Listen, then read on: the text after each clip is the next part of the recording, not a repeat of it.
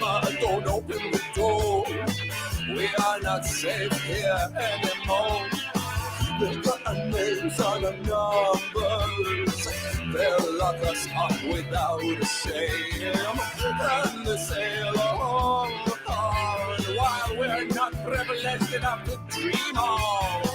And we fail and we break and they clap, but sometimes, my friends, we all rise.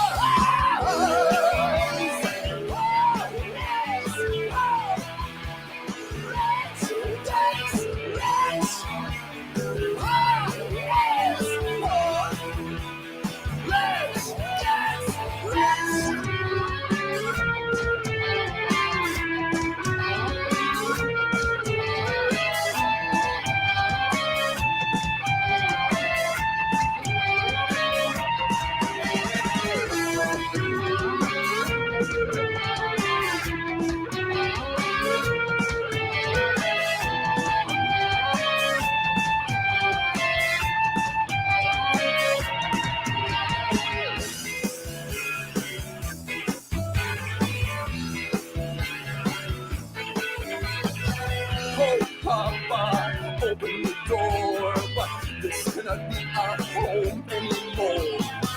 They got our names on the numbers, but they'll refuse to serve our needs. Yet they sail on while we are not privileged to dream on. And we fail and we break and they all clap, but sometimes we all rise.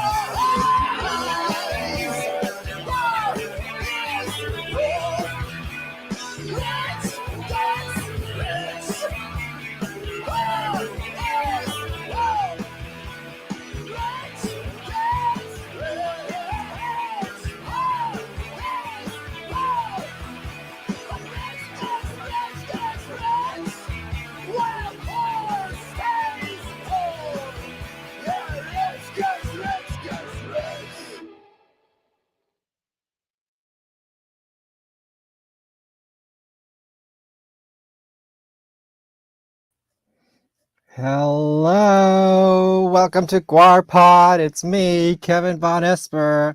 I am wearing my brand new Gwar hoodie. Let's see if I can turn around without breaking everything.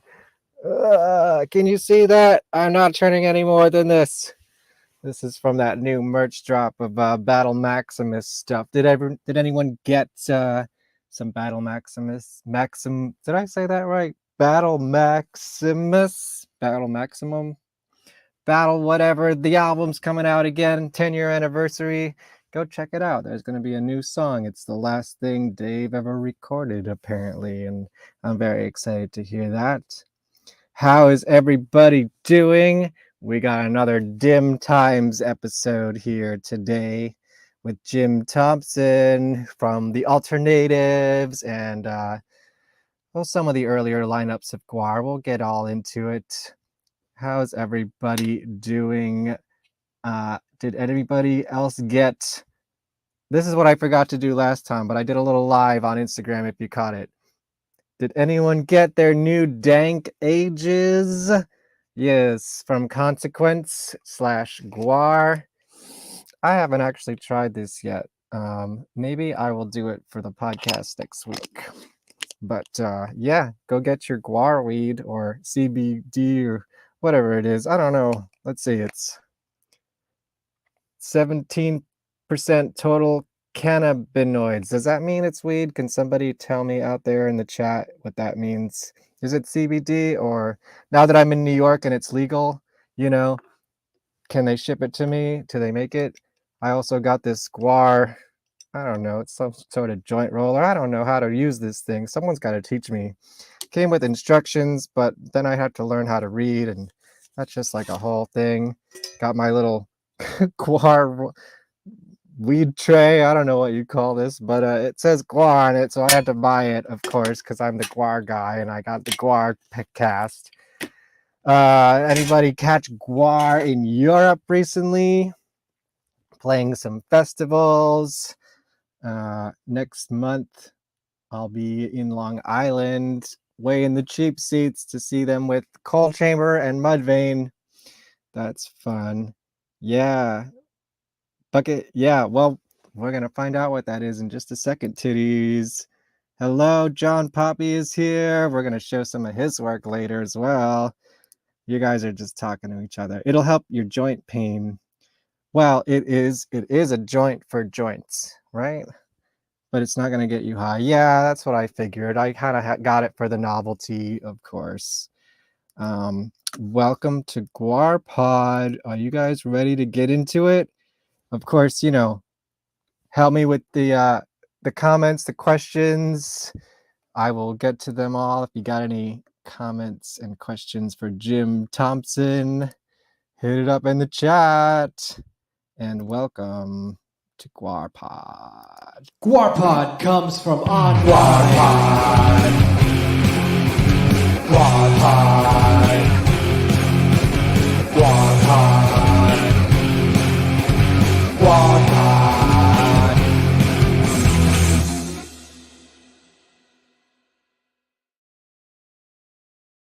Hey, I gotta update my intro with more faces. Hello, Jim Thompson. Hey, man.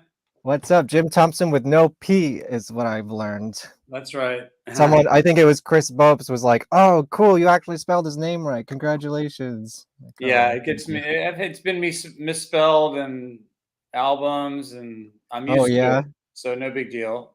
yeah. I got it right, so Thank you. I gotta respect. Very cool of you, man. So Titties the Clown wants to know what in the Buckethead meets Frank Zappa is going on here in reference to what we just watched. What did we just watch? So that is the last, most recent band I played drums in. Time is Fire. I'm in DC, and we more or less, that band drifted apart. It's kind of a COVID casualty because after the shutdown, lockdown, we lost our practice space. Two guys moved out of town, and it just became increasingly hard to, keep the momentum. We had a good thing though for a little while. So that was the last, video from our record In Pieces that we recorded in DC with Brendan Canty, drummer from Fugazi, Rites of Spring. Nice. Yeah. We had a studio together, and we recorded that in that whole album in his studio, or our studio, in 2019. Came out in 2020, and then everything stopped. So yeah. So that's kind of the last sort of thing I have a recording of that I did, as far as a band goes.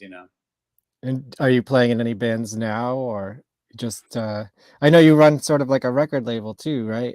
Yeah. I have a record label, Electric Cowbell Records. Yeah, I'll definitely get into that. I'll show everybody what we're talking about, though. Look at this, Electric Cowbell Records. I have definitely not listened to all this before in preparation for the show. There's a lot of stuff on here. Yeah, there's even more. There's other stuff on Bandcamp. Yeah, this is Bandcamp. Oh no, is this Bandcamp? I think that's the. Oh, this is just your website. Yeah, that's like a big cartel store. Right. But yeah, the Bandcamp is Electric Cowbell. I'm gonna pull that up.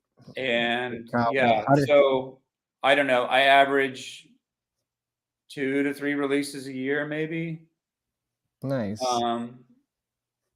Pretty wide variety of projects there. Yeah, it seems like you're probably one of the more prolific ex-members of Gwar, actually. Like, okay, here we go. Here's the Bandcamp. Go buy stuff on Bandcamp. Got any merch? Let's see. A little bit. There's some stuff here, a bunch of records. Wow, like still putting out actual records, huh? Yeah. Oh yeah. That's kind of the thing. The label, I started the label as a vinyl only thing, like in 2009. So just moved in that direction, but vinyl's in right now. People love it. Yeah, but CDs are cool too.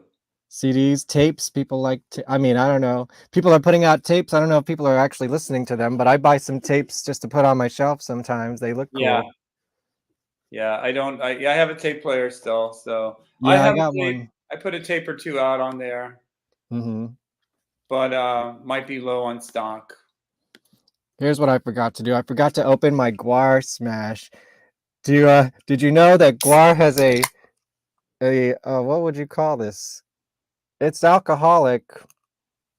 It's a Arctic cocktail is what they call it.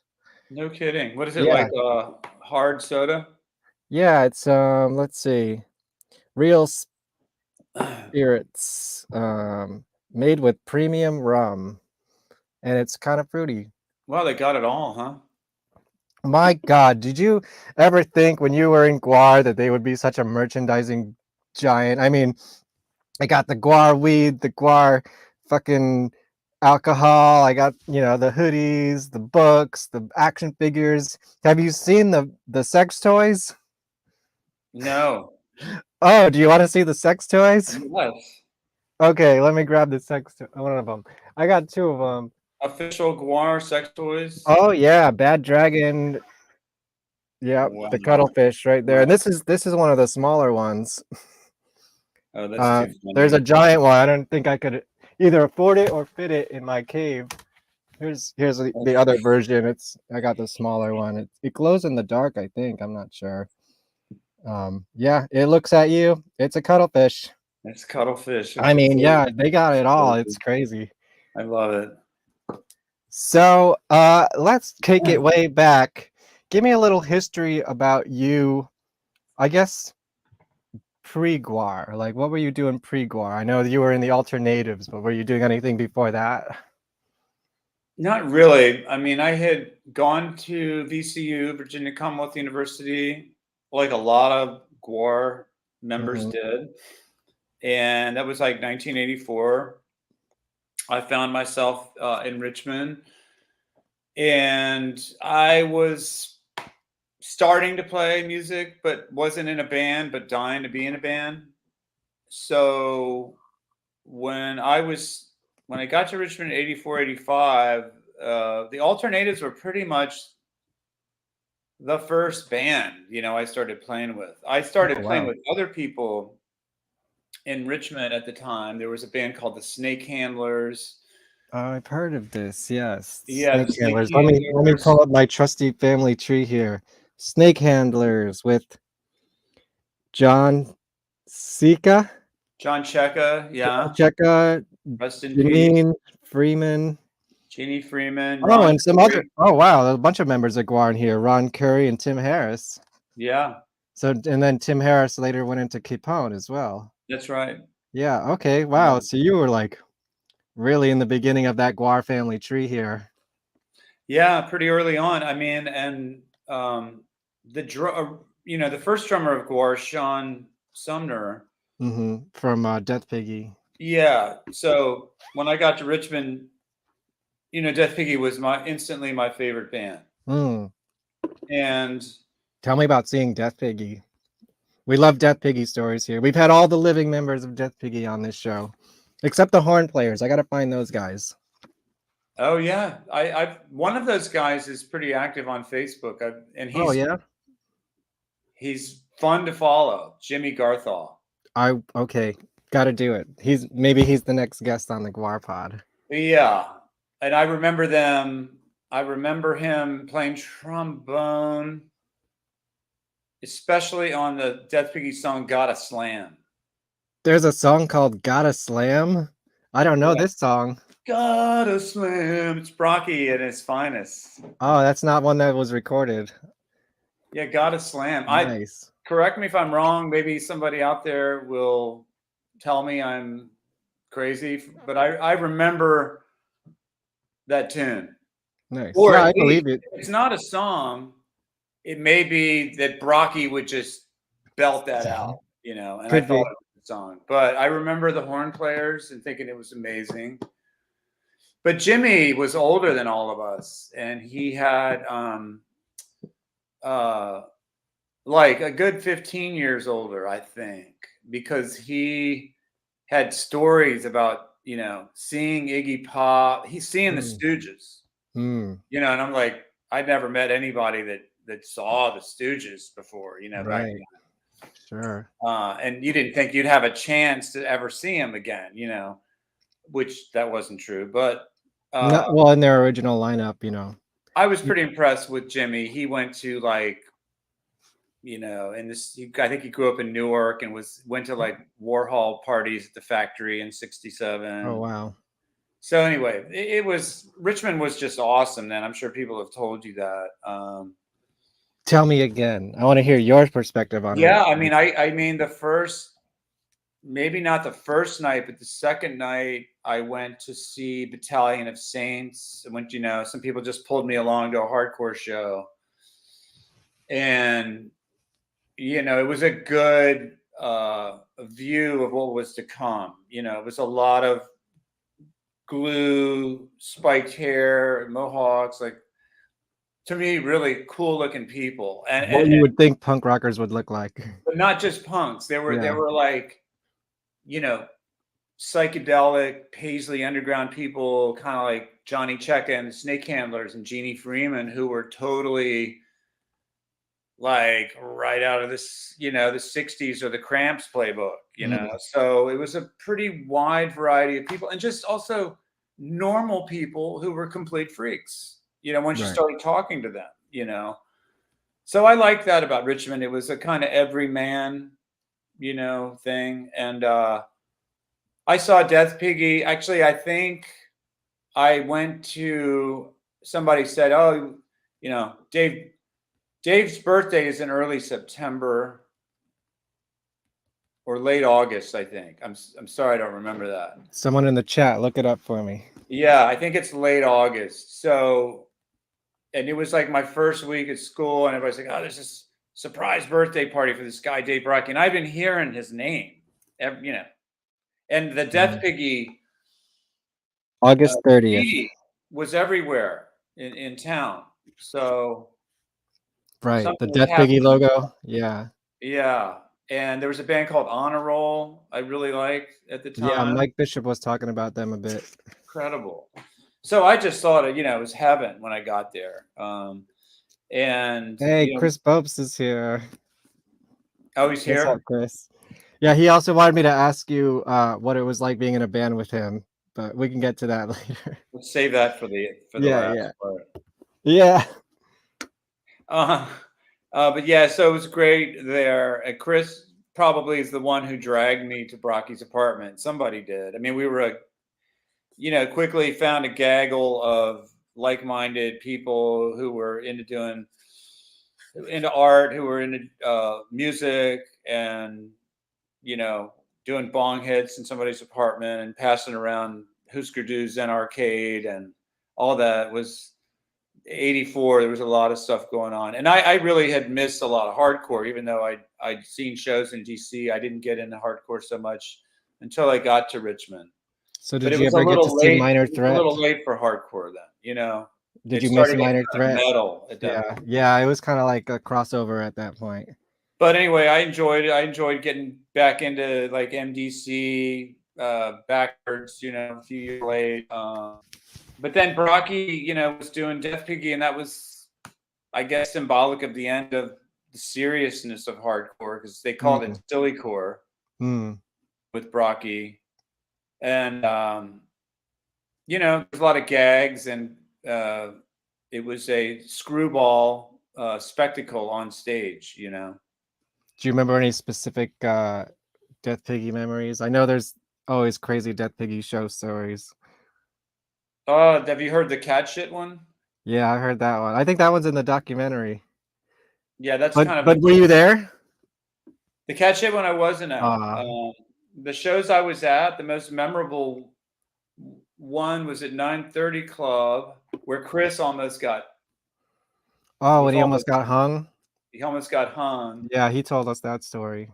And seeing him in Richmond at Hard Times. I think I saw him at Going Bananas. Just they were super fun shows. And yeah, I think I felt comfortable getting in the mosh pit at Death Piggy shows. Right, because it was a little more silly and not as serious. Macho. Yeah, and I don't know. even if you're in the Dave just had a way. I'm sure people have told you this. He just had a way of making you feel included. Mhm. So when you were at a Death Piggy show, you felt you were. Yeah, I'm sure people felt this in their respective scenes. That was like, It's like one of his superpowers. I mean, yeah, I've met him briefly in the past, but I didn't really ever get to hang out with him like that. definitely a superpower. Magnetic personality. And just to back it up a little bit, the birthday party, I went to Dave's surprise birthday party before I even saw Death Piggy. Mm. And kind of got to know Sean, the drummer. Sean was playing in the Mystagogues. The Mystagogues. Ah, yes, I see. Also with John Cheka John and Chucky and Janine Freeman. And the Mystagogues morphed into the Snake Handlers. Okay, yeah. And Gotcha. What were those bands like? Can you tell me about them? they were like garage rock, psychedelic garage rock, kind of in the sort of Lime Spiders realm, or let's see, the groups, the garage revival groups at the time that were popular were like the Fuzz Tones, Mm-hmm. the Flesh Tones, Lots of tone bands. all these tones, Yeah. and then there was there was like, well, there was some stuff that was more mellow, like the Rain Parade and stuff, but like the more Oh, psychedelic, Rain harder Parade. rock and stuff, like that was the Snake Handlers. Mm-hmm. Actually, I'm making a documentary about a band who's one of the members used to be in Rain Parade. Oh, who? Haunted Garage. Wow. You ever hear of Haunted Garage? No. They crossed paths with Gwar, but I guess probably not in your time. They were also on Metal Blade Records together. I'll play a trailer later. Crazy. I loved Yeah. Rain Parade. They were cool. Yeah, and because didn't they have members of 45 Grave as well? I believe. Sounds familiar. I Yeah. remember 45 Grave. A lot of people were listening to that. Ron Curry, but the Cramps, of course. Right. Yeah. But then like older groups from like Nuggets compilations, and there was like the old Manfred Mann stuff. Like that was like the Snake Handlers vibe. Gotcha. Was there ever any recordings from either of those bands, the Mystagogues or the Snake Handlers? The Mystagogues recorded. I don't think it got released. Really? Do you have it? I don't have it. I remember Scrap them listening to it. tapes. I know. I wish I had them. I remember listening to the Mystagogues because the Snake Handlers did some songs the Mystagogues did. So I would listen, and I thought Sean was an awesome drummer. So I really looked up to Sean, and I was learning how to play drums. He didn't teach me, but I watched him. Mm-hmm. Yeah. Sure. And then part of that band turned into the Kashmir Jungle Lords. Yeah. Were you in that band at all? No. I think I did one gig with them. Okay. Yeah. At a party, at a backyard party. I got some of their stuff here somewhere. Yeah. Let's see. No. But yeah, then the Death Piggy show I remember the most, though, is the one where they debuted Gwar at PB Kelly's. Oh, okay. Came out in the encore as Gwar. Well, that was Gwar proper. Before that, they did a couple shows as Gwar. The first show they actually opened for Suicidal Tendencies at the 930 Club. And then Going Bananas. That's what, according to my trusty family tree from the Book of Lies. Oh, okay. Yeah. I have it twisted. I thought the first proper Gwar show was PB Kelly's. Yeah, I mean, it's arguable. Let me see. Where's my little trusty family tree? It's got to be in one of my slideshows here. There it is.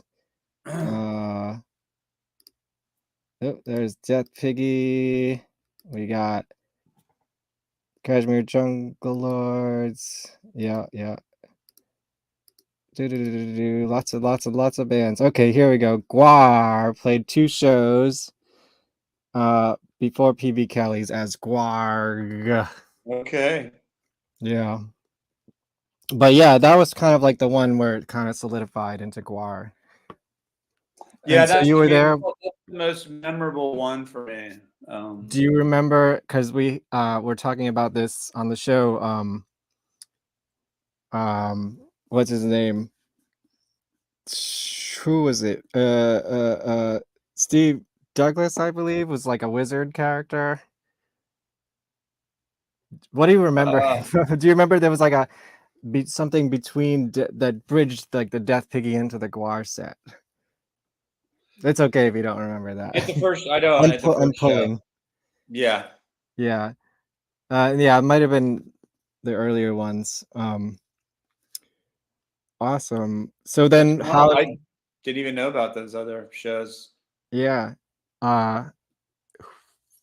So how did you get involved with the alternatives? And when did that start in relation to all of this? The alternatives started, I think we were called the Subterraneans for a second. And the Greg Ottinger and I were thrown together, cosmic coincidence, as roommates in Rhodes Hall at VCU. And Bobes lived about a block away, almost a long block, but a block. And he was in art school. Can't remember what Greg was there for. I wasn't quite sure what I was in college for. Yeah, what were you studying? I was studying a bunch of stuff. I was doing some art classes and English classes. So you're an artist as well? I was taking some art foundation classes. I was poking around with stuff, and just not going to class that first year. But Chris was definitely full schedule of AFO, and I forget what Greg was studying. I think he ended up like business maybe or something. But I'm trying to get in touch with him. I don't know. He hasn't answered his show with Greg.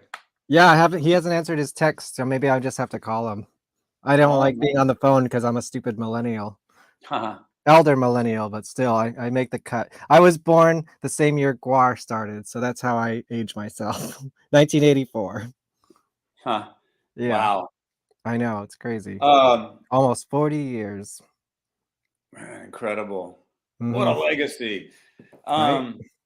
Yeah, so Greg, so that's it. We were just roommates, and Chris, I met within the first, 1 or 2 days. There was a cafeteria for students, and there was Shafer Court kind of right there. It was a big sort of gathering place for freaks. So I heard it's not there anymore, right? I don't know. Yeah. It's too bad because I've never been. I've been to Richmond once on tour, but I never got to see the sights. So that's one of the places I would love to have seen, Shafer Court. Now that you mention it, Shafer Court is gone. There's a building there. Oh, that sucks. But there's a little, you can still kind of walk down that Shafer Street, and I could point. That's where it was over there. One of these, maybe later this summer, I'll like take my pilgrimage to Richmond. I need to do it. I need to. There's a Gwar tour bus. Gwar tours now. Really? Gwar tours? I have not heard about this. Who's doing that? They should, right? I know somebody should do it. I mean, you could go to the dairy, go to the you end up at the Gwar bar. Yeah. All that stuff. Maybe pass by Chamberlain Street. Yeah, stop in, do some bong hits. Hell yeah. Greg Ottinger's old apartment. Hey, I'm down. Yeah. Yeah, that sounds awesome. Greg doesn't do that stuff anymore. Oh, well, I do. Well, I got some Gwar CBD we could smoke. There you go. Yeah. I think they're just waiting for it to become legal so that they can properly, do the weed thing. But I can't speak for Gwar on that one. Yeah. That's awesome. I think this is the only one I actually own because the rest of them are on vinyl and hard to find, but I have this one, Buzz. Okay. What was it like, I guess, hooking up with SST Records? SST? Yeah. Were you friends with what's his name? Greg Yeah, Ginn Ginn. from Black Flag? We, I don't know about friends. I mean, Yeah, we were yeah. friendly. Right. We were all colleagues, I guess you could say at the time. So many bands wanted to be on SST at that time. I Yeah, mean, back then, maybe not so much now. no, Yeah. but then for sure. Mhm. And we were, you know, that came about. Chris gave Greg Ginn a cassette of our first demo kind of cassette. We sold it called Friends of the Farm. And I think that's on Bandcamp. Chris put Right. that on Yeah. Bandcamp. Yeah, there's some stuff on Bandcamp. But that's really the first Alternatives recording. And then he gave that to Greg Ginn, and Ginn was really into it. He was into Nice. a lot of weird instrumental music at the time. Yeah, well, that's what So, Black Flag kind of became. Do you think you influenced Black Flag's instrumental period? no, but you know, like a lot of people didn't like that, but Right. I enjoyed that at that time. You know, some people just hated Yeah. it, but it really resonated with some people. I mean, Did you get to see it live? Like maybe there was a different experience yeah, live than on the record. I saw it live. But to see that really later era Black Flag was, you know, compared to footage and a lot of Yeah, stuff. it lost a lot of crowd and energy, I hear. I heard Don went to one of their last shows and just put his feet up on the stage, like just like you know. Yeah, I mean, Yeah. Gone was good, you know. Don. Oh, but Gone, the band Gone. Oh, I don't know. Gone. Who's Gone Gone? was the instrumental band Greg had opening for Black Flag that Oh, I Greg didn't was know about in that. with Sim Kane and on drums and Andrew Weiss on bass, who became Rollins' band as Oh, they okay. were the core of Rollins' band for That makes pretty sense. much the whole I did career. see Rollins band once. Sort of.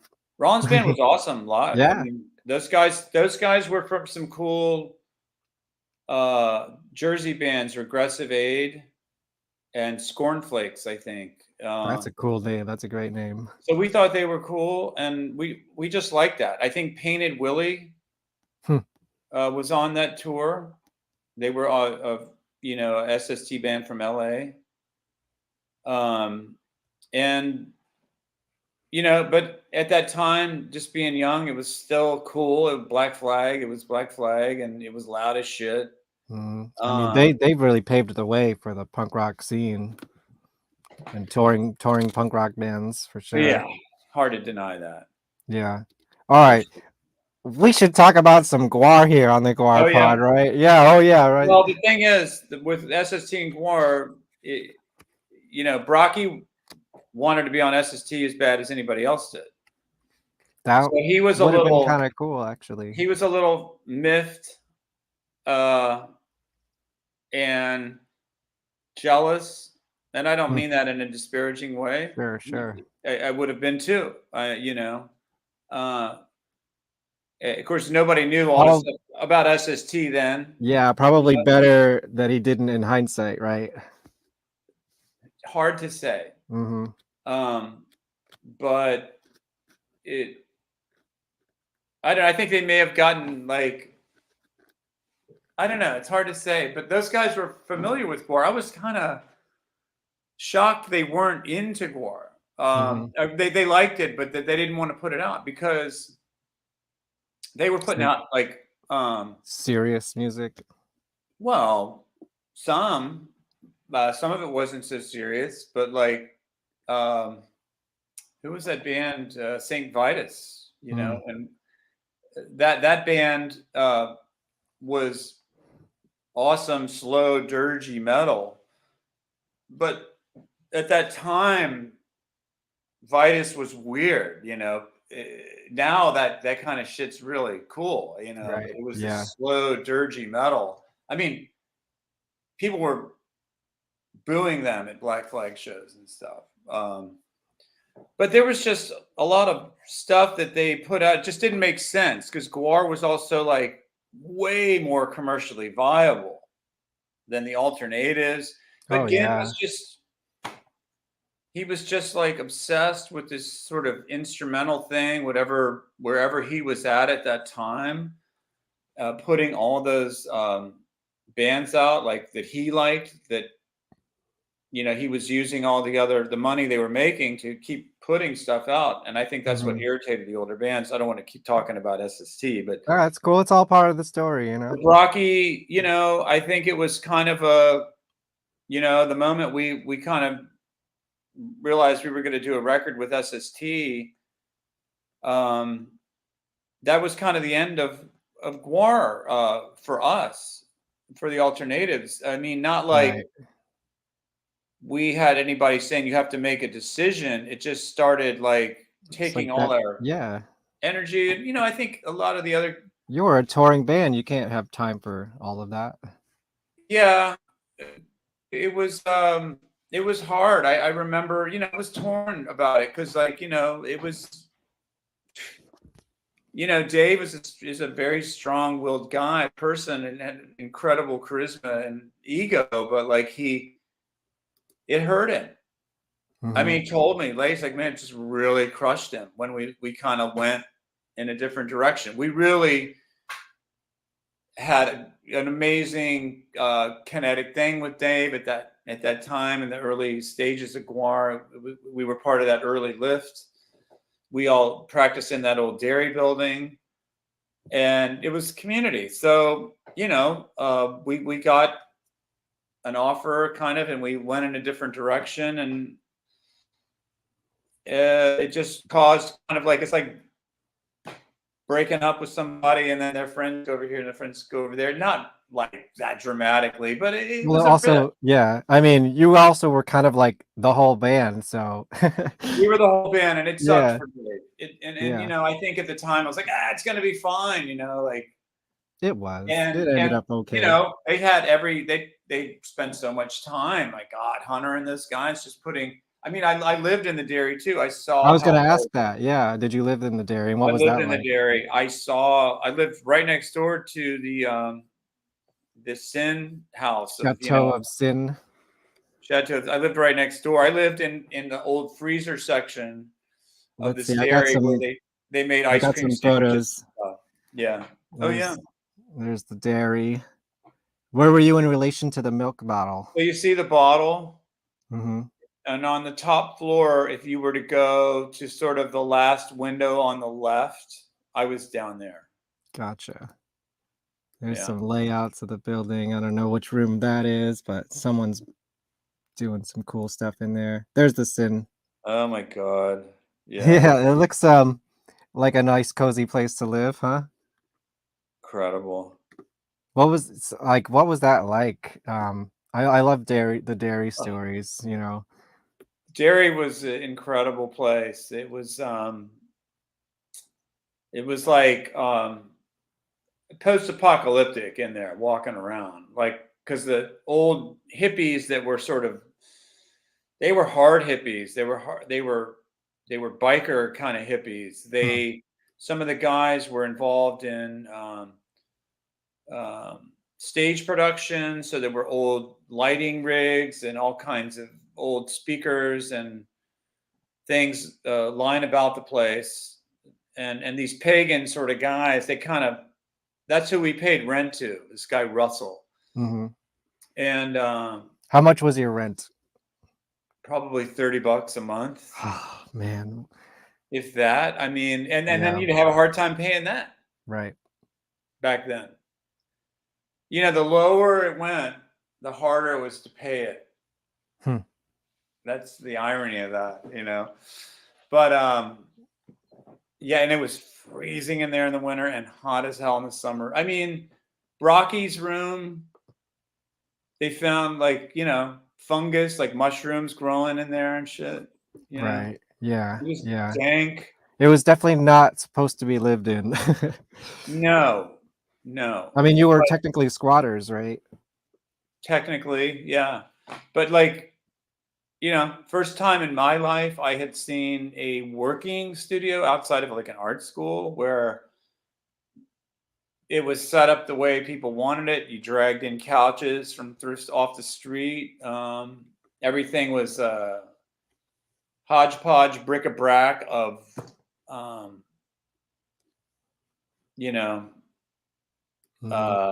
whatever, like the Sin. I mean, there's that Neon Charlie who made some neon, for everybody. He was part of the Gwar family for a while. Have you I don't heard of know who that guy? these. I'm not sure. I've heard of some of the characters in there. I don't know who all these people are, but Neon Charlie was a trip. was he in Gwar or part of one of the No, characters? he helped. He Mhm. he helped with certain things, and he made some. He was a neon like geek nerd. I mean, tell And he you, made that sin sign. I would guess. I Mhm. would ask Chuck or Mike Delaney Right. about that. I'd love to talk to Mike Delaney. I had Chuck on here. Mike was incredibly. Him and Chuck, they blew my mind because they were, for Gwar, for the whole operation. One of the things I liked about it was the work ethic and the working and partying. Like it all was together. Like Yeah, Friday come have night, some beers and help with they're not some going props, out. right? They're gonna have beers and fabricate some stuff. Mm-hmm. They're Right. gonna be in there building Gwar.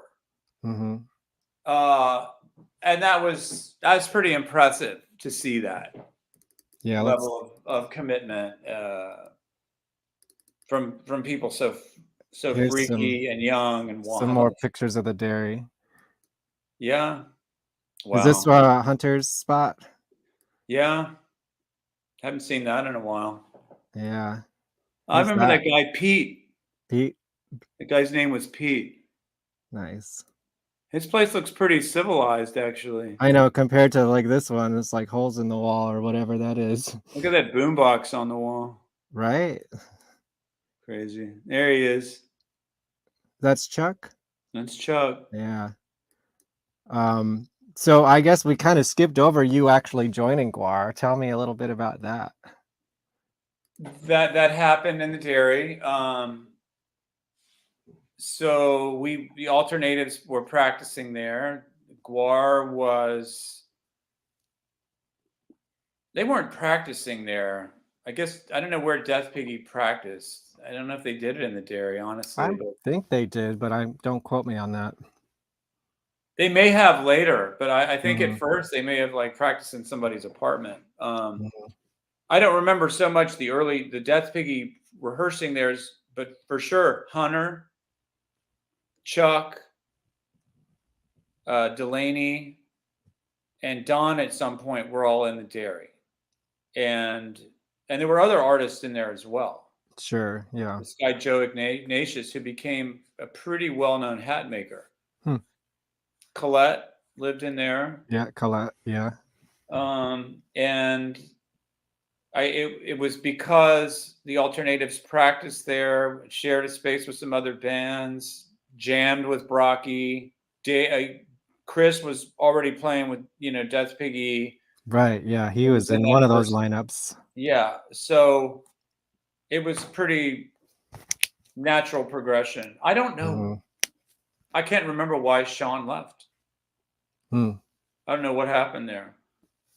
But I was like, hell yeah, I'll do it. So Right. that's how that started. It was just kind of made sense. And it's according to this book of lies, I call it that because Hunter calls it that. May 5th, 1986 at the Flood Zone was your first show with Gwar? My first show with Gwar,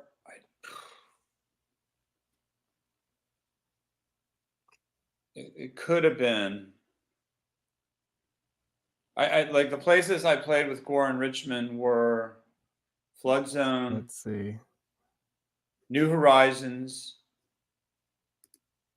the Gwar 3. Look at that lineup. It's so many people. Rockets. Rockets, yeah.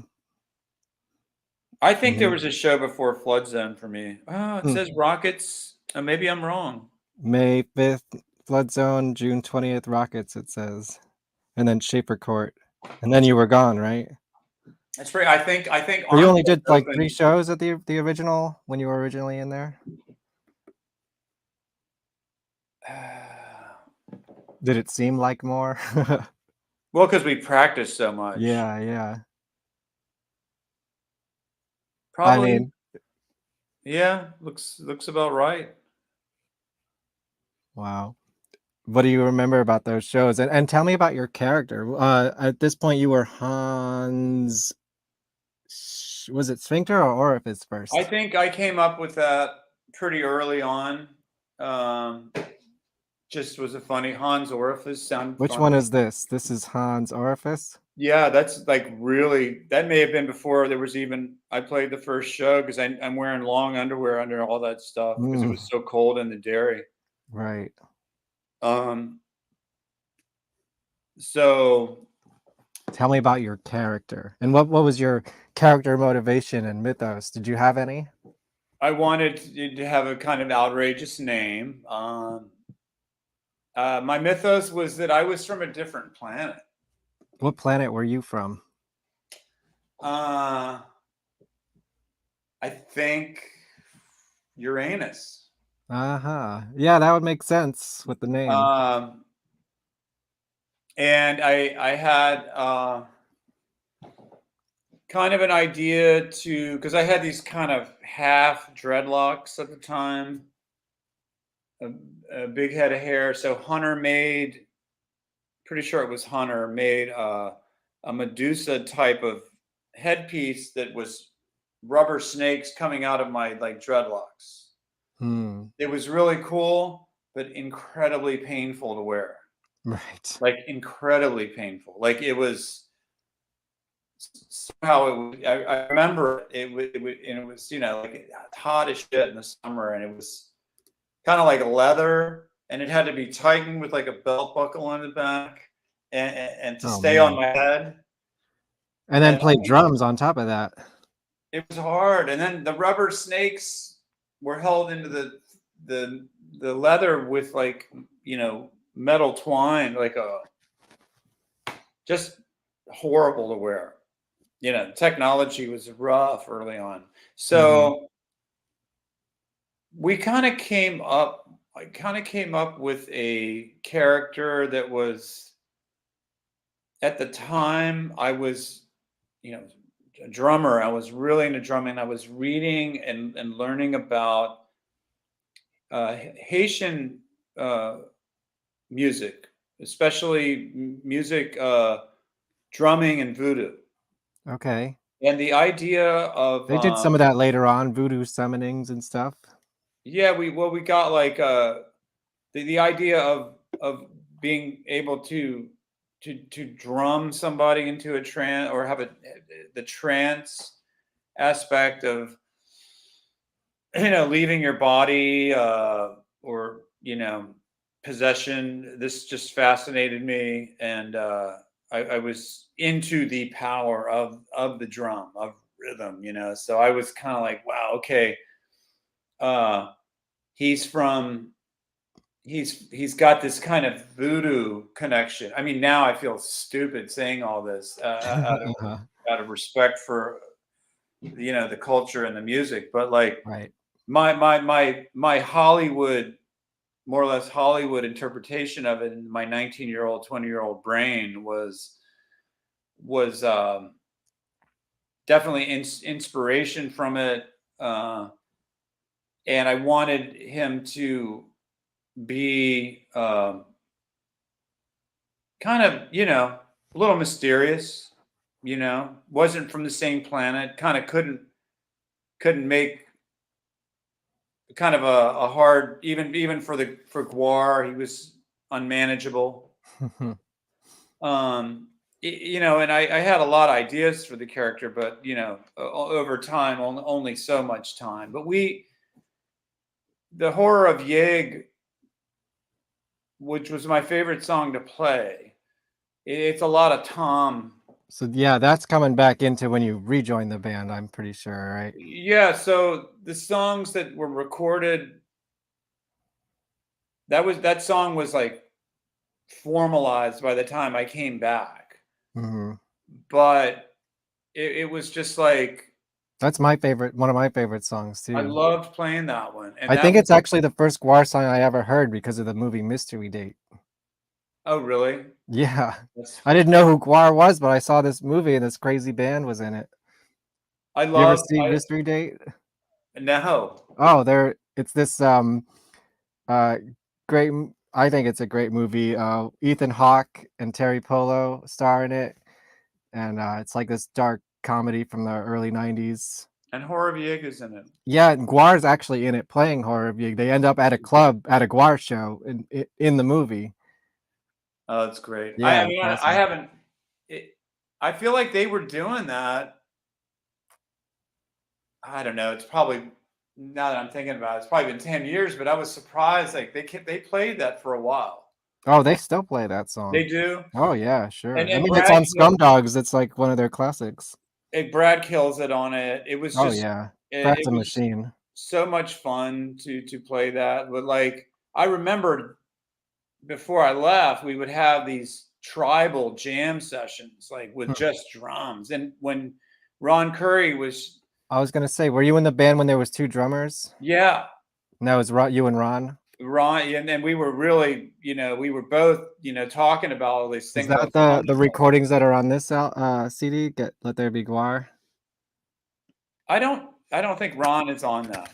Let's see. It's really hard to look at these credits because they're red.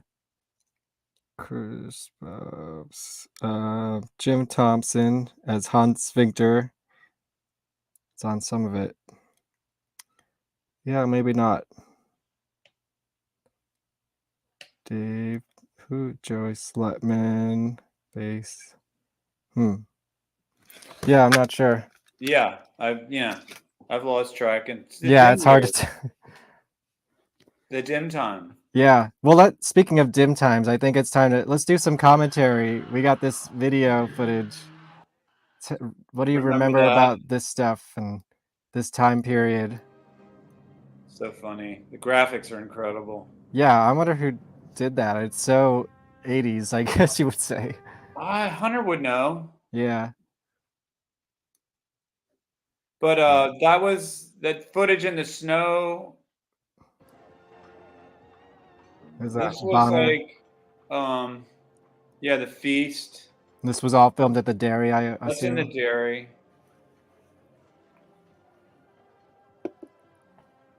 That's in the dairy. That looks like Ottinger gnawing on that bone at the end.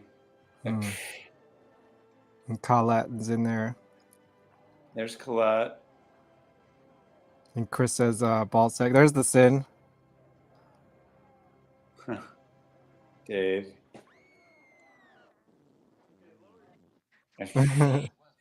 Right, you were on the news. I remember this, yeah. Was this your biggest moment of your life at this point, being on the news? Probably. Yeah. It was freezing this day. That's what Chris was telling me. Insane, See if there's any good shots of you in here. There's lots of Dave, of course.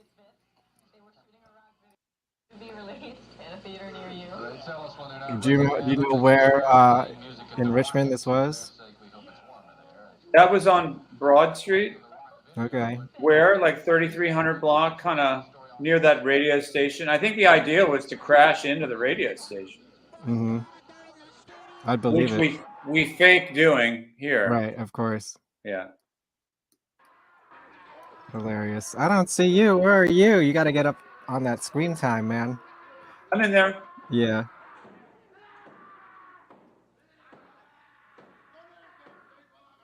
But I'm not on this screen right here. Right. There's Bopes. Yeah. It's so funny because you can tell under the ballsack mask is like Chris with his glasses on. Yeah.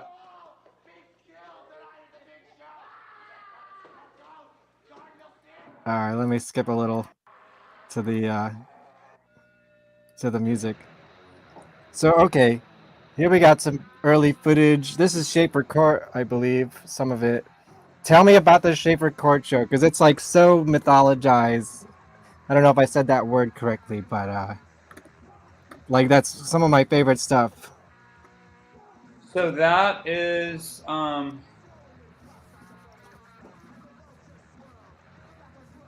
The Shafer Court. I mean, everybody wanted to play Shafer Court. It was the biggest thing you could do, you know, in Richmond. The meat grinder. I think maybe the debut of the meat grinder. Maybe. The jet engine crashing into the stage. I mean, the hours. I mean, this is like the biggest show you did up to that date, right? Even hanging those letters on that building. I mean, it was like probably months of preparation for the Shafer Court show. I mean, it was once we knew we had a Shafer Court show, it was just like all hands on deck. All hands on deck, hours on end, all-nighters, pulling shit together. Incredible. It was pretty awesome. I have a very, really, Yeah, we could watch this if you need to go get your plug. Yeah, let me plug my computer. Yeah, we don't want you to die here. Well, we're gonna enjoy some Shafer Court footage. It's one of my favorite things of all time. Gwar, release the Shafer Court show. We all want to see it. I know I would be #1 in line to buy this shit. What do we got in the comments? Mike Savage, horror of jig. Yeah, autocorrect. Fuck autocorrect. Yeah, I mean, what a great song.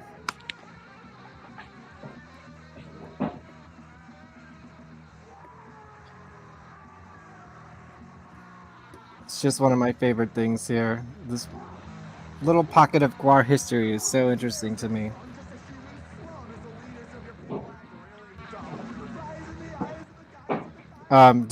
You were on this recording? Do you remember recording this stuff? And where did you record it? I think, was it with Adam Green? Yeah, at Island Studios. So it was an actual recording studio? It wasn't like someone's basement? It would have sounded better on a boombox. If you go in a studio, if you don't know what you're doing, it can sound terrible. Right. Like, I feel like everybody was trying to produce and thought they knew something. Mm-hmm. And it's a pretty muddy mix, unfortunately. Well, apparently Chris has got some tapes that can be cleaned up, so someone's got that stuff. Yeah. Good stuff. I'd like to hear it. I'd like to hear it too. Some of it was very. It was a bummer that we didn't get a really good recording because there was a lot of energy that could have been, harnessed there. Yeah. If you listen to that, I mean, we playing those songs really fast, some of them.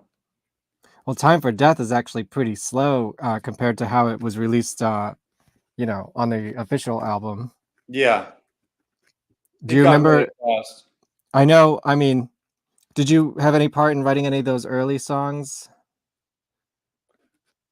I mean, not like chords or anything like that. Right. I mean, back then it was. You'd maybe make a suggestion about what should happen in the bridge or whatever, but I didn't, other than just putting my energy into the drums behind that stuff. Sick of You was one I did with Dave later. I was going to say, one of your big claims to fame in Gwar is that you co-wrote Sick of You. Yeah. And that was when you rejoined the band, I imagine. That was... That melody had been in my head before I came back to do that tour. And tell us about you coming back as well, and that whole. Is there a story there? Like, I mean, it'd been a few years, and we were all still friends. I mean, despite the that we left Dave with no band, we managed to stay after their biggest show. Yeah, I mean, it sucked. I mean, I look back on it and think that, I was a callous, heartless friend, I mean, what are you going to do? Your band got signed, you're going on tour. Like, I get it. Well, there was more than just the band. There was, the Gwar, so many people. Ridiculous everybody amount of people. believed. So to have the whole band leave. Just it must have sucked. I mean, I think it worked out in the end, but like I think Oh it put yeah, they're Dave, still going. They're okay.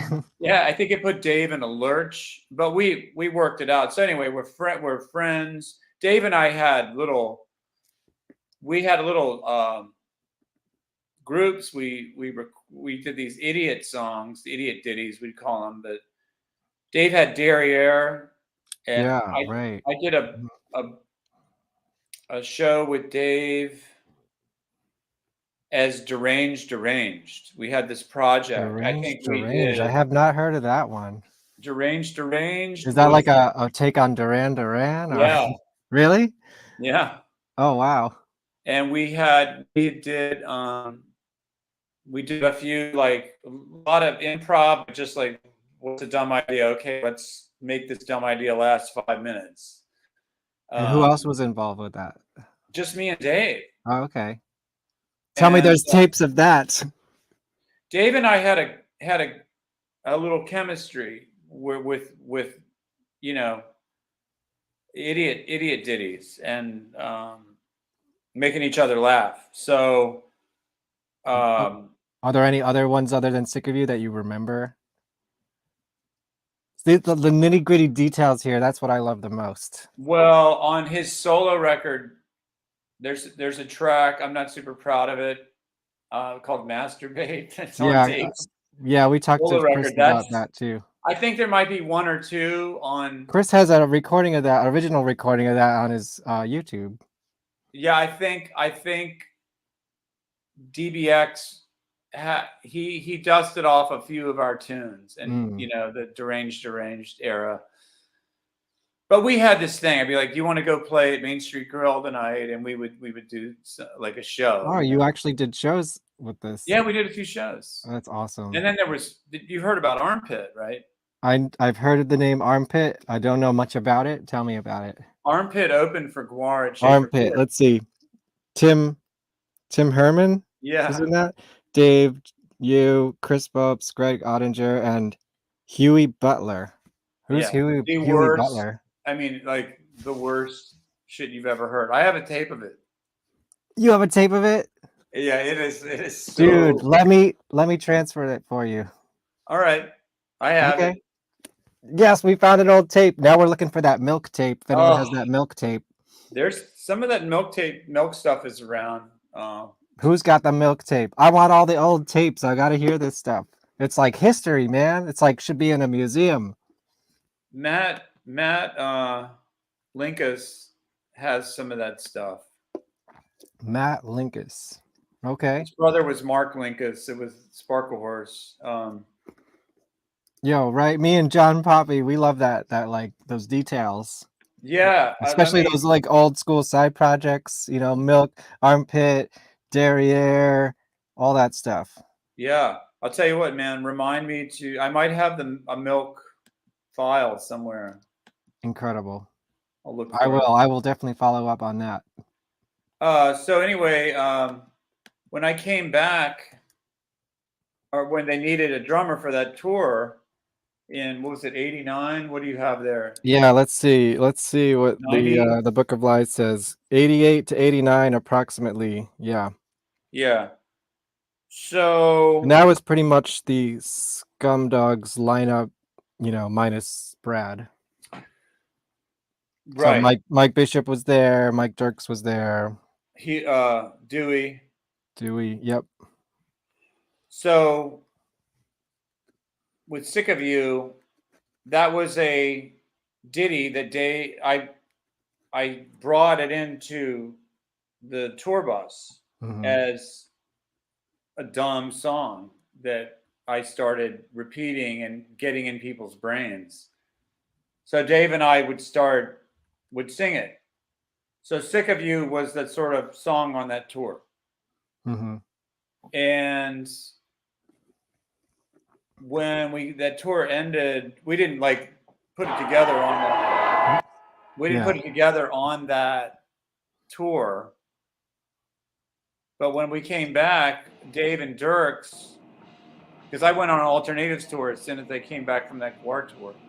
Right. and Dave got We can talk over Brad. this is some footage from that tour, some bootleg footage. I don't know if you can see you in here anywhere, but Where's that? this I'm not sure which one this is. It's either the Tijuana or Winnipeg, right? 9389. Let's see. I think that's Tijuana. Mm-hmm. So anyway, to finish up with Sick of You, Yeah. I went out with Alternatives, and then that was right before the Alternatives went out. It was like that time period. A few months there where Dave Grohl, as you know, was poking around to Yeah. So that maybe there is truth to that rumor that Dave Grohl almost joined Gwar. Or absolutely. yeah. I remember seeing him in Richmond With Scream? at the tattoo convention. Hmm. There's a big Richmond tattoo convention. I could have sworn we played at it, but I don't think we did. And Dave was in town, I think. I don't think to play with Gwar. He was at the tattoo convention, and that's when I remember hearing about it. And we all knew, like, holy shit! Like Yeah, Dave he was was a a killer drummer. hard-hitting, great drummer. Yeah, he was like a teenager at the time, I believe. Yeah. Did you see him in Scream? Yeah. Mm-hmm. Awesome. I saw a Scream at this place called the Jade Elephant in Richmond. He was playing the biggest ride cymbal I'd ever seen. It was like a 28-inch ride cymbal.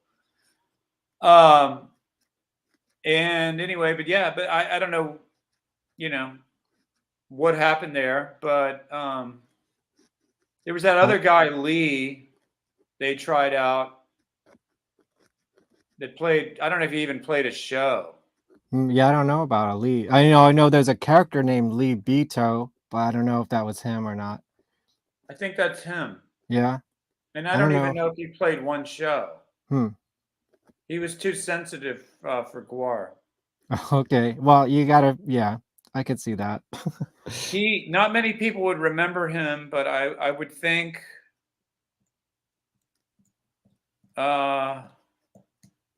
Dewey would.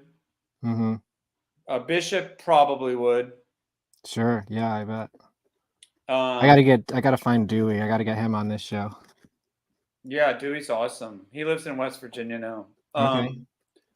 So anyway, at one point I remember going to they'd gotten Brad had joined, and Alternatives practice in the Gwar space. Mm-hmm. But I remember Danielle, telling me to come to the practice space. You got to hear this, and they fired up "Sick of You," and it kind of blew my mind. They had put the song together. Do you think it's hilarious that song kind of became their Freebird? Like they can't play a show without playing "Sick of You" at this point. It's like it's just such a stupid song that must make you laugh. I love it. Well, I do not claim the verses. Oh yeah, what do you claim? I claim "Sick of You" and the the leads, because it was originally "Sick of You, Sick of You," and I was singing it to Greg Ottinger, who I was working on a painting crew with at the time. Okay. And I was tormenting him. Yeah, right. It's a stupid song just to torment your bandmates, right? And I probably started with like "Sick of You, Sick of You, Sick of You," like I'm so sick of you, and so that was just a catchy little thing. But the verses were not mine. Mm-hmm. Yeah.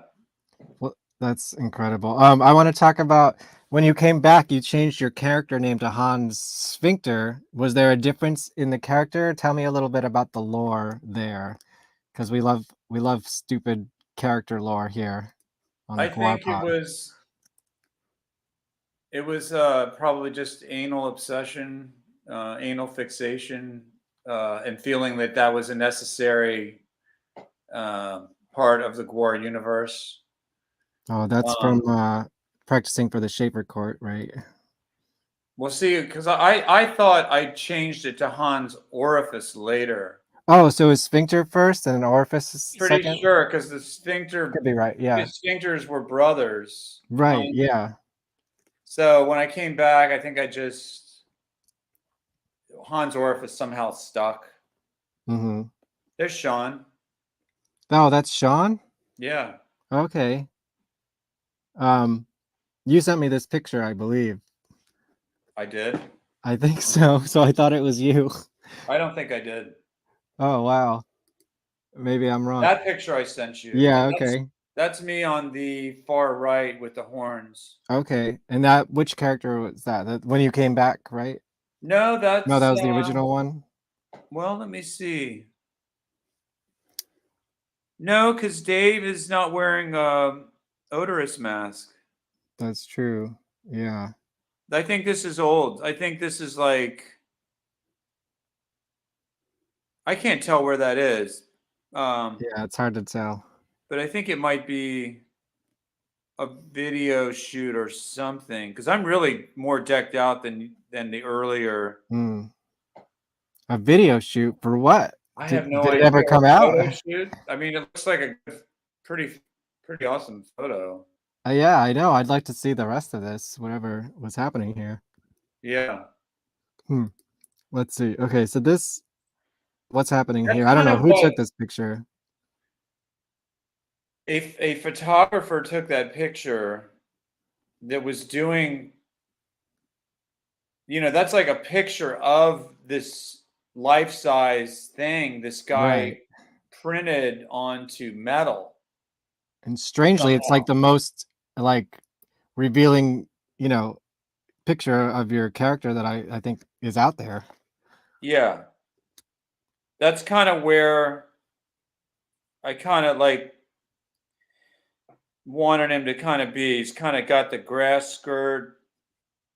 Yeah, it's definitely got a voodoo kind of look to it. Not too much, encumbering body armor there. And there was a character, an actual figure in Haitian voodoo that I kind of was obsessed with. Gene Zombie be called sometimes. Gene Zombie. Yeah. Baron Samedi, he's sometimes called, and he wears like a top hat. And it has a skull face. And I was kind of inspired by that at the time. Right. I was, luckily smart enough not to claim any kind of official use of voodoo or anything like that. It was merely an interest at the time. They coincided with, learning about drumming and drumming history. You could tell, ask the other Gwar, I was probably the most hippie member of Gwar. Here's an artist's representation of your character. So you can see the snakes and the hat. Snakes are still up there in the hat, I don't know if that's a hunter. Looks like a hunter. It looks like a hunter. Yeah, I'm not sure where this is from, but it definitely looks like a hunter drawing. Hunter got it. He really tried. The flames, which again, like once Horror of Yig was the song where Danielle would do the fire and everything. Yeah.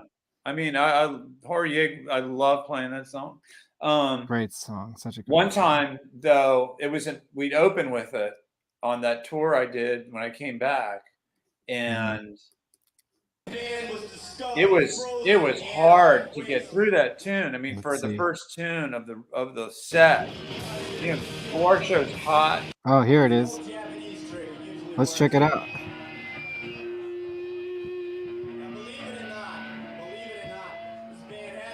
But Dave spit blood on me. Yeah, check out these drums right here. Yeah.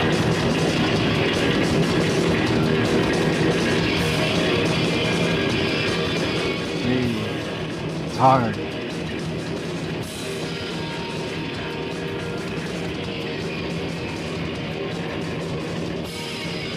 I mean, they used this as an opening song even after you left.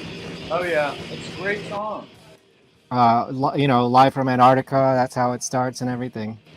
But we really liked Butthole Surfers, and Teresa and King Coffee had these drum sets that were mostly toms, you know, and sounded to me, it was very tribal, Sure. and it's kind of what we were going for. That's awesome.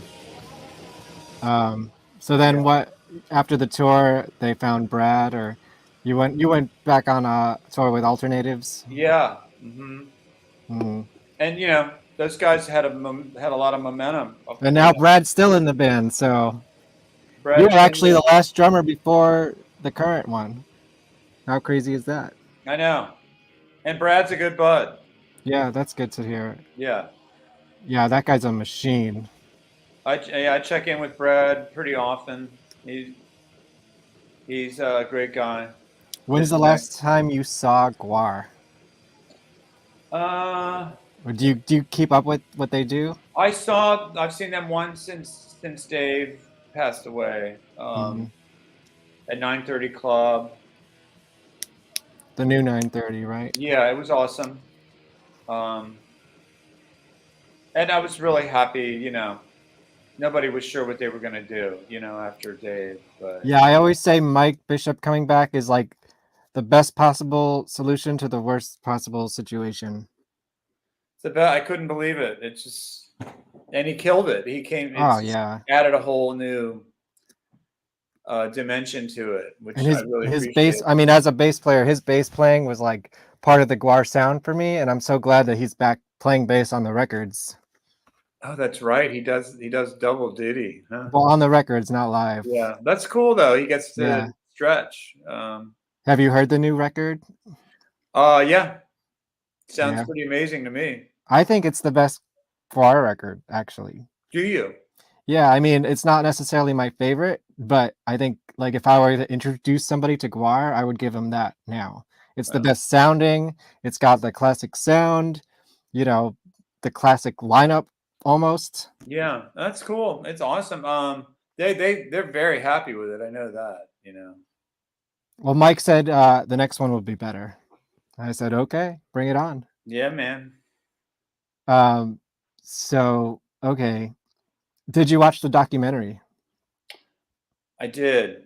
What did you think? I appreciated it. And then immediately started hearing critiques about it.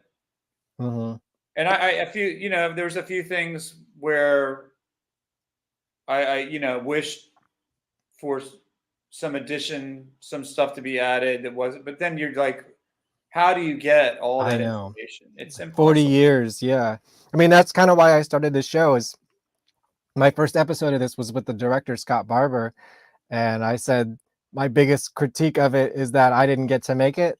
So this is my version of it. Is I'm deep diving with all these people, because that's kind of what I want to see. I want to see the series. I want to see the long form version of the history. Yeah. But I thought it was really well done. I was, I learned a lot of shit watching it. Oh, yeah? Yeah. What did you learn? What they've been up to.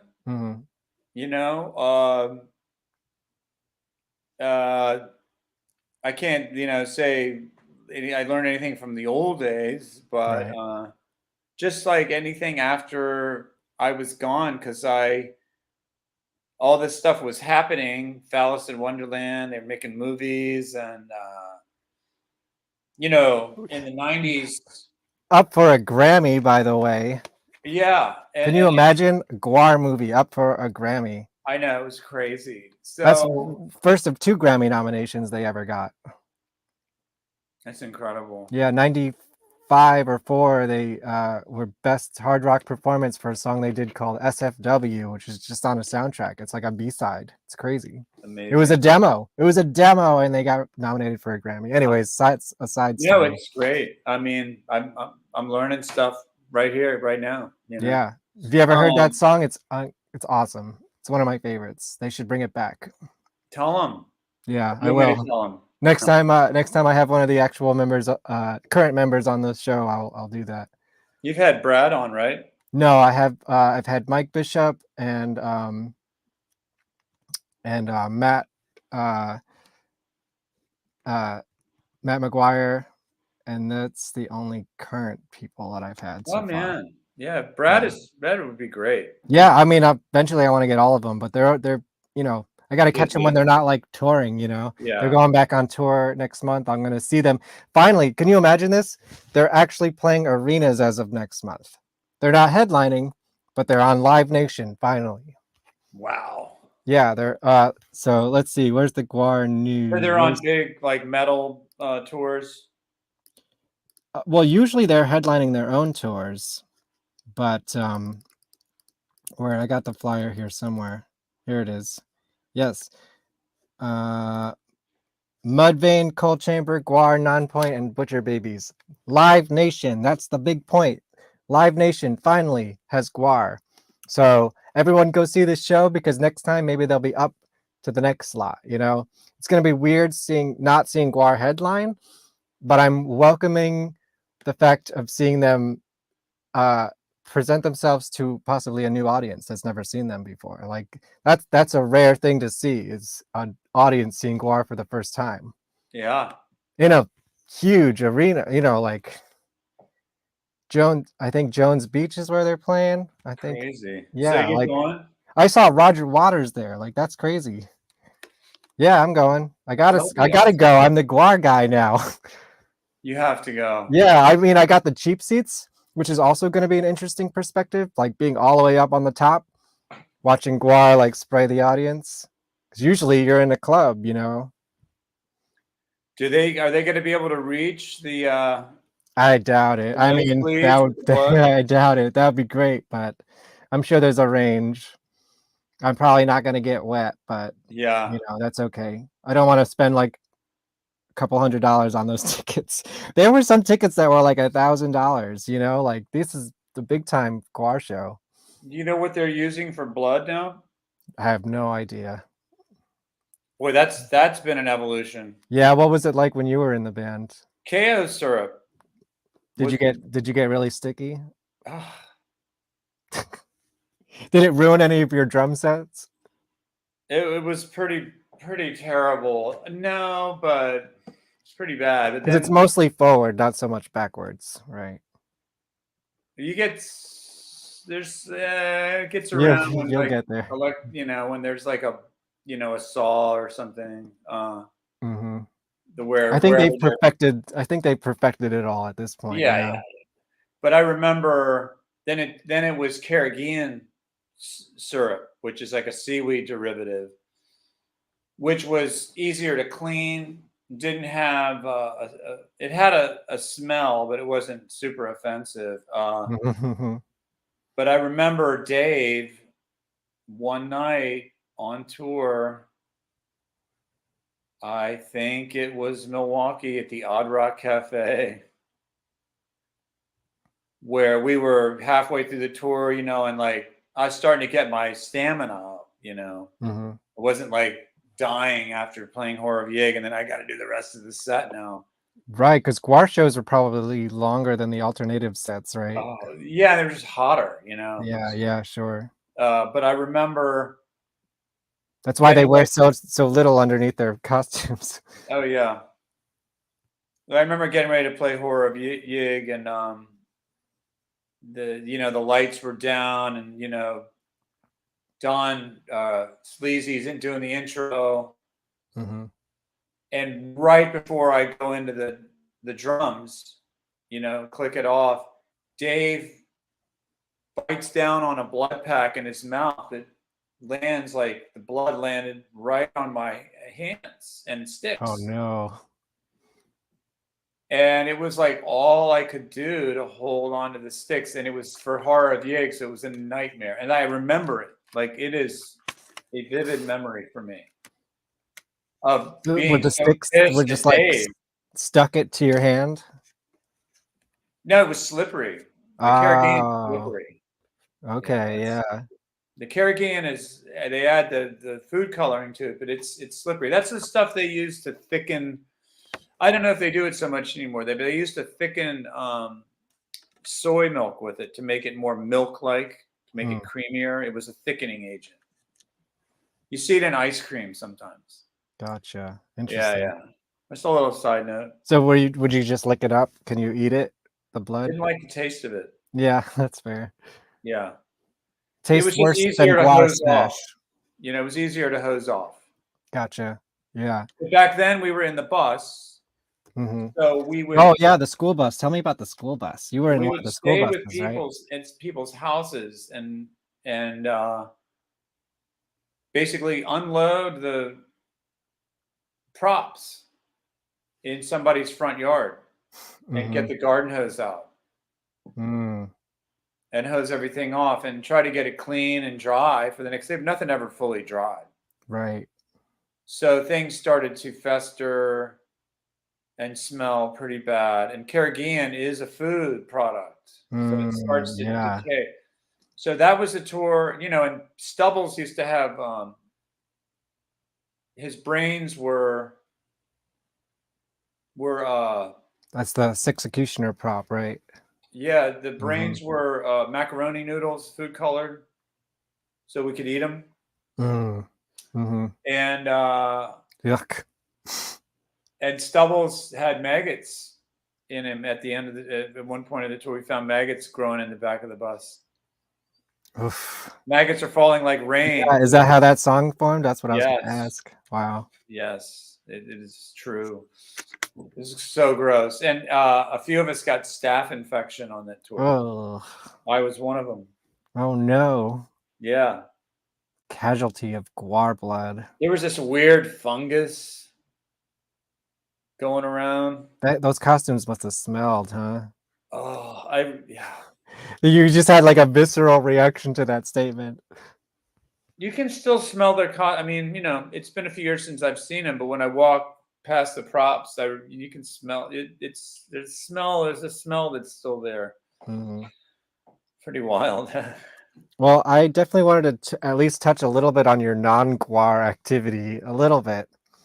I have this CD that is an interesting one called Hotel X. Oh yeah. Tell me a little bit about Hotel X, and it looks Ron Curry played bass and trombone on this record. Yeah. That's not there was a few Hotel X records. I think my favorite one is called Engendered Species. This is okay. I think it's on Spotify. Yeah, I'm not as crazy about that first one, but Is this the first one? That one you have, yeah. Yeah, I remember being Hotel X is where I used to live. That was my house. Oh, really? Wait, this is your house right here? Yeah. Nice. Where was this, in Richmond? And that's my green old Valiant car in the front. Oh wow, that's interesting. It's in Oregon Hill, and that is that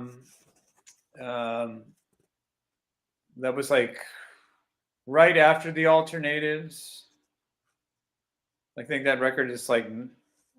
Oh yeah, let's see, it's 94. Yeah, 94, and also on SST. So, yeah, there's a few Hotel X records. They're still around. Oh, really? Yeah.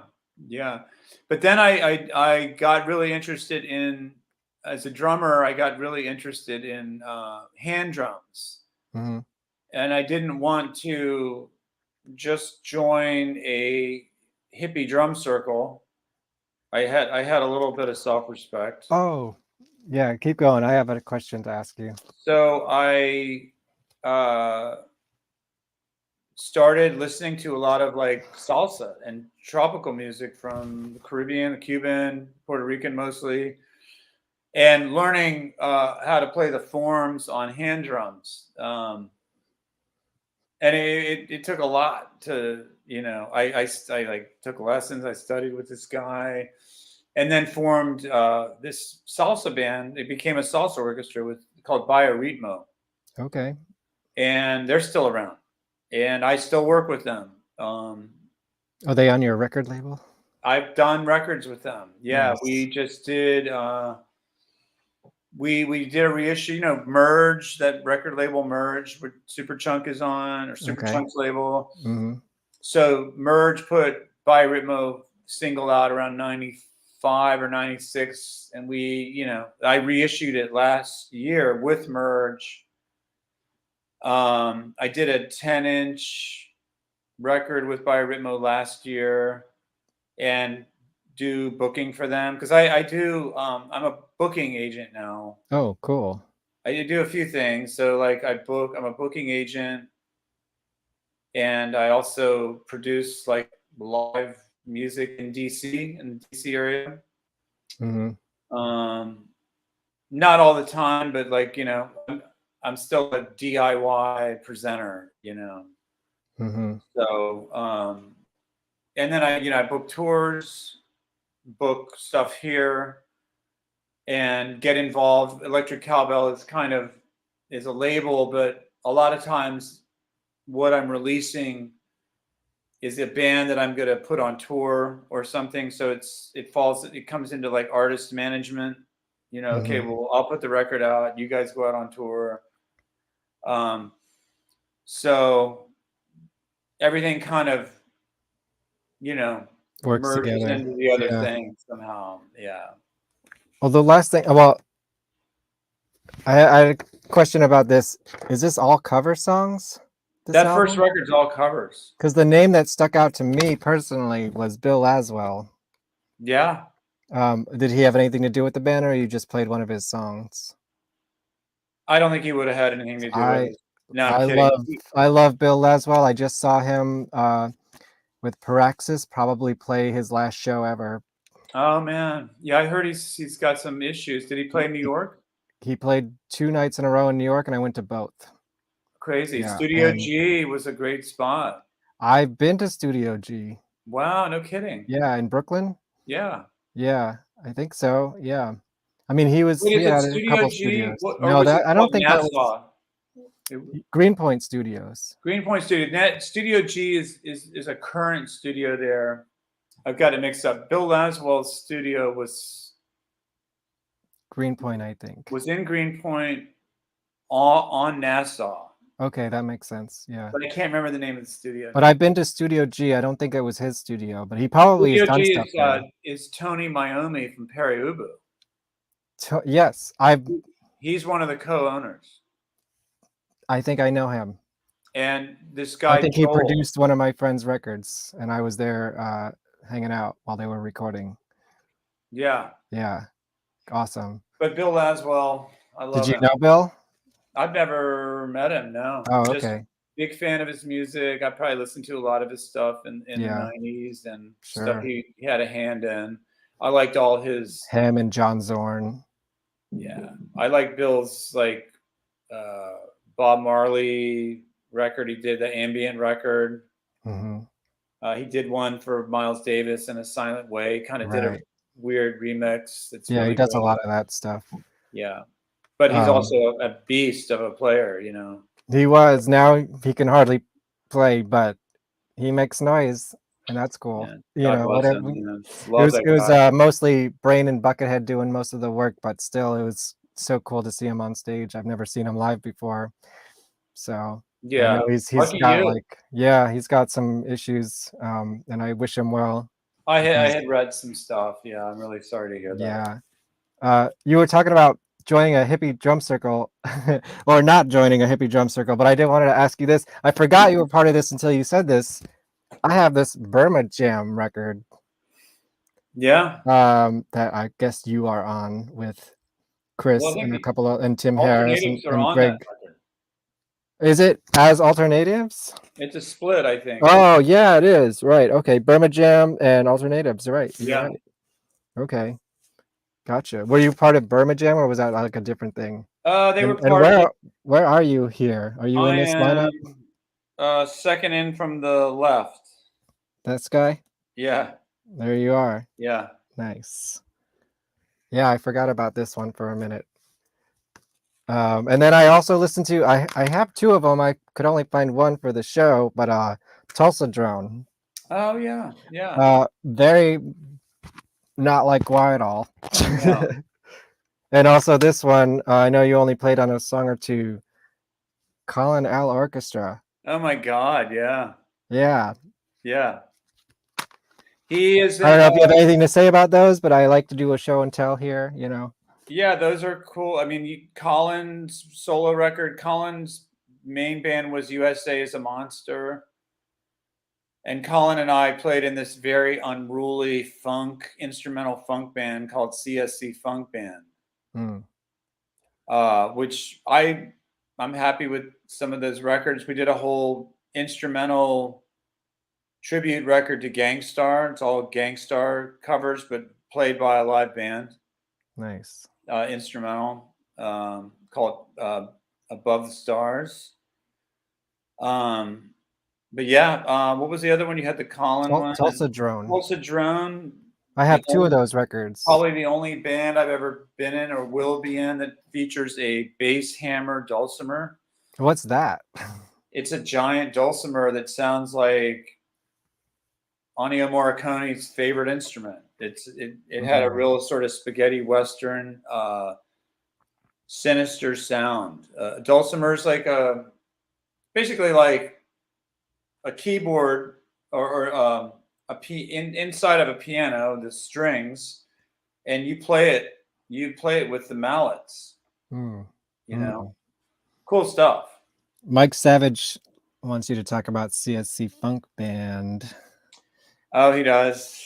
Yeah. I know Mike. Hi, Mike. Great drummer there, Mike. We had this band Fudge, and it's just done other stuff too. Mike, send me your stuff. I'll check it out. But yeah, so CSC Funk Band did one record with Fat Beats. Well, that kind of started Electric Cowbell. I was playing with that band, and we were like, we got to do something. I said, well, let's just record a 45. So that's when I started Electric Cowbell around 2009. And it's just like not a real plan there. It's a bunch of guys, people getting together to just, hey, let's play some stuff that kind of sounds funky, but is a little not funky. Just some real weirdos, some guys from the noise scene, Matt Motel from Taliban, and a bunch of weirdos. It's a kind of a collective, and we did a record on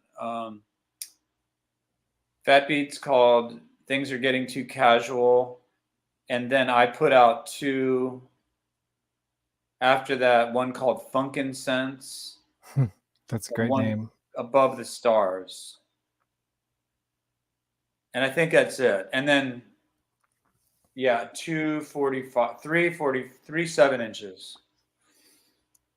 And that band just dissipated into the wind. People moved out of New York. I was living in New York at the time. And oh, cool. Where in New York were you living?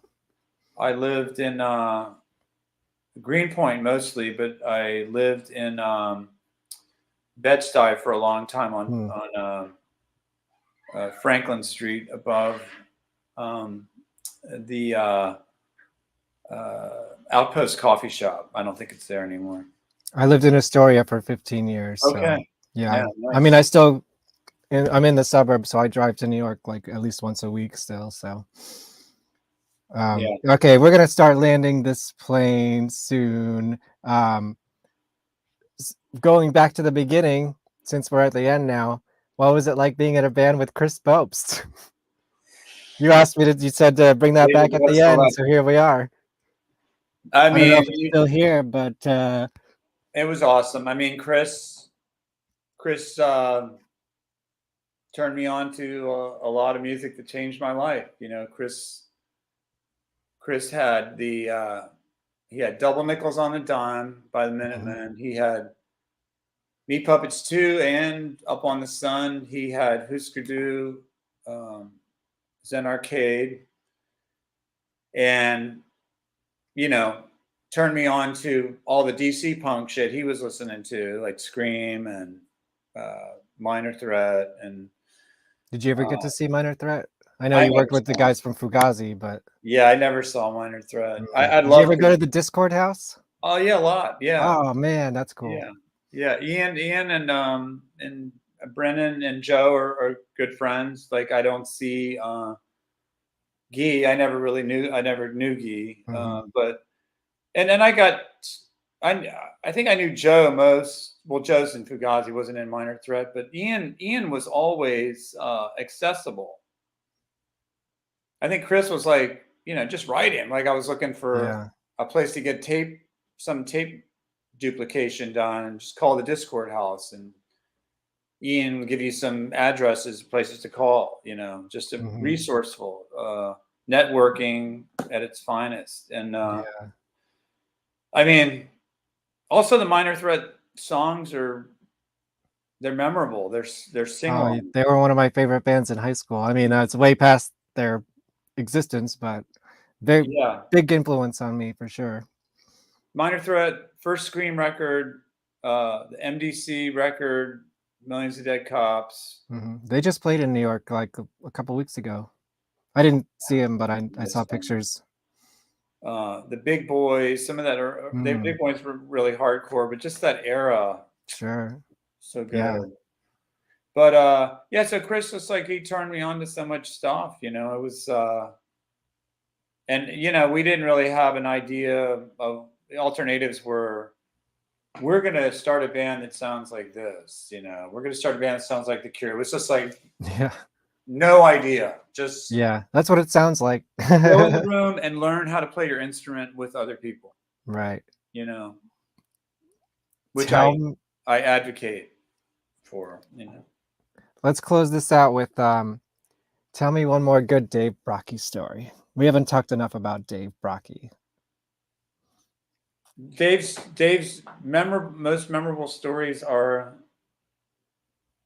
could be seen as not be seen in a good light. Hmm. Hmm. um, Only mm, what you're comfortable with, of course. well, I'll just tell you my first impression of him was Sure. going to this birthday party, and he came back from painting and printmaking class in the the Pollock building, and his house was right around there. There's the townhouse he shared with some other guys, and he he turned the light on, and all these people surprised him and just piled on him, and I piled on too. And I just remember he was the loudest person in the room. He had this enormous head Hmm. that seemed to just cavity that just resonated his booming voice. You've heard him talk. Oh, of course. Uh I saw and his last show in New York too, I believe. you did. And Dave Yeah. At Irving Plaza. he always had a moleskin or a sketchbook. Always. And was constantly drawing, was constantly or reading. And it was like a World War II book, Yeah, big war history stuff. buff. Yeah. And I think Warhol is brilliant. That novel he wrote, that graphic novel. I was just saying this to somebody. I think last week we had Tim Jenkins on the show. I have it, and I've actually never read it yet. I'm waiting for like the right time in my life to like. I don't know. I don't know what I'm waiting for. I've never read War Girl. Cool. It's crazy. I need My to do it. biggest regret is I had a painting Dave did. Hmm. What was it? Yeah, Dave's paintings, man. There was a period of time when he was in college, and he has a series of paintings that are nothing like anything else he did. And he gave me one. Hmm. And over the years, I somehow lost track of it, and it just crushes me. Oof. Crushes So me too. I know, but I don't know. I'm just to close it out. I mean, you know, Yeah. What's I'm proud that I served with Gwar. It still opens a few doors for me. They're not necessarily respectable doors, but they're doors nonetheless. No, but it's like, and there seems like the legend has kind of grown. The legacy has grown. Yeah. It's so solid, and man, just so many people giving their lives to it. Whether it was the people that are still there, or when people that were in the moment were just so like all in, and that was always impressive. Just. I know there's 3 or 4 of those guys who have still been there. Bob Gorman and Bobby Gwar. I mean, the work ethic alone is impressive, and it's just I'll never forget it, and I still dream that Brad and I will do some sort of Hans will come in for a segment of a show, and we do some horror of Yig. Maybe, man, it would be so cool. Hey, that would be awesome. I can scheme up an idea, but I think if I told Brad about it, Brad'd be like, okay, motherfucker, bring it. Like, where is it? Yeah. Don't talk about it, do it, right? Exactly. So that's the motto. I need to, if I want that to happen, I'd have to make that happen. So make it happen. I want to see it. Now that you've said it and it's on the internet, it's got to happen. Okay. All right. You can hold me to it. I'm holding you to it, and I'm going to hold you to those tapes too. Please do. It'll help me to dig that stuff up. Absolutely. Dude, thank you so much. I know I've kept you a little bit past your bedtime, but I feel like we were on a roll, right? Appreciate it, brother. Yeah, man. Jim Thompson with no P. Go. What do you want to promote? Where can they find you? Go to Electric Cowbell Records. Buy all the stuff. Cowbell Records and listen to this. Bandcamp Fridays. Go buy stuff on Bandcamp Fridays so we get all the money. Do that and check out this band from Tokyo I'm working with called Of Tropique. They're on the Bandcamp. They're one of the first 2 or 3 albums there. Nice. And check it out. And it's like instrumental music that sort of sounds like old cartoon music. Weird video game music, but with instruments. All right. Check it out. Check it out, guys. I will check it out. You check it out. Check out the whole electric cowbell scene, man. Yeah, absolutely. Thank you so much. Oh, I got to promote the show. I only have one more GWARPod scheduled as of now. Crazy enough. I got to schedule more shows. You guys, you want to be on the GWARPod or you have any suggestions of guests? Let me know. Let me find my flyers are here somewhere. I'm not sure where I put them. Oh no. Well, I could tell you that the next episode is next Wednesday with. Do you know there's a Gwar cover band? No. Yes, there is awesome. A Gwar cover band. Where's my flyers? Here they are. I guess we're going to be the GWARPod next week with Gwar cover band. Gwar. It's incredible. They have full costume. They made a Gwar. I'm going to ask them if they call it 4-4. I can't believe it. That's amazing. I mean, brilliant. It's awesome. And I'm so, I know I got to get Psycho Destructo on the show. Another sort of Gwar cover band. Absolutely. Well, thank you so much. Thanks, Kevin, man. I appreciate you having me on. See Gwar on tour with Mudvayne next month in big places. The biggest places you could play outside of, Rock in Rio. And I guess I will end this with my sponsor, which is myself. I'll play the trailer for my documentary that I was talking about before about Haunted Garage, and you'll see at least one Gwar guy in here.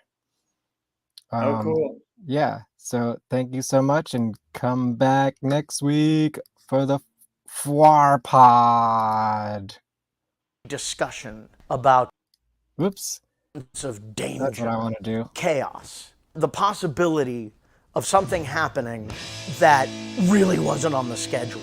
Mr. Dookie Fly Swatter and the Haunted Garage!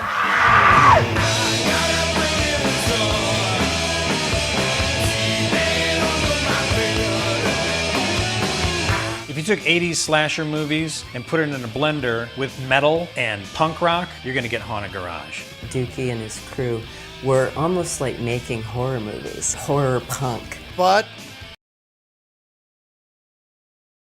you're You're in the splash zone. It is splatter rock. It is chainsaw rock and roll. Not only chainsaw them, but would pull the guts out and spread them all over the place. It's like going to a horror movie, except it's actually happening. There was this real fervor at the time about shock rock, how bad it was for the kids. The shock value was exactly what I wanted. I look over and I see Dookie with his arms on fire. The flashes from the rear end. He got brain surgery live on stage. Whenever you find something weird, we'll give a use for it. It's not an act that we put on to go on stage. We were real. There was some shit being exercised right there. That was the raw stuff. You walk out of there feeling like you maybe left the planet for a little while. Their legacy is they were unique. They did things that weren't being done, and they did things that were outside of people's comfort zones. Dookie was always just ahead of his time on that. But it really rocked hard. I mean, he had really good musicians in the band. We didn't want it to be only this deep. We wanted it to be this deep. It's Haunted Garage. That's the whole point of taking things too far. They just were doing it to have a good time and make you laugh. It was always fucking fun. Actually, we're a lot more stable than I think Bill Cosby. I don't know how to explain it. It exploded. Paul Stanley and Gene Simmons. Tom Waits was there. We blind Axl Rose. When you're sitting between Dookie and Elvira, it doesn't get any cooler than that. There were lines around the block to see Haunted Garage. They were the it band at the time. Those guys were gods to who they were gods to.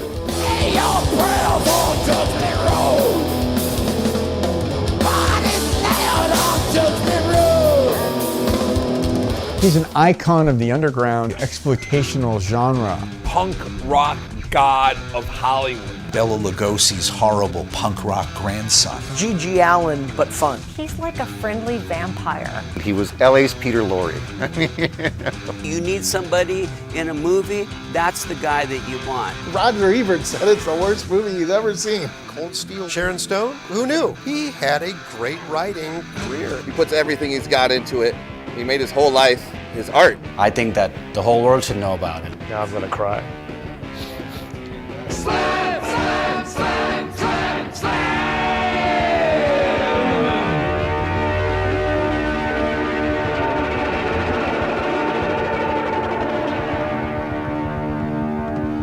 Wait a minute, you're gonna get this. Oh, thank you. Like, share, subscribe.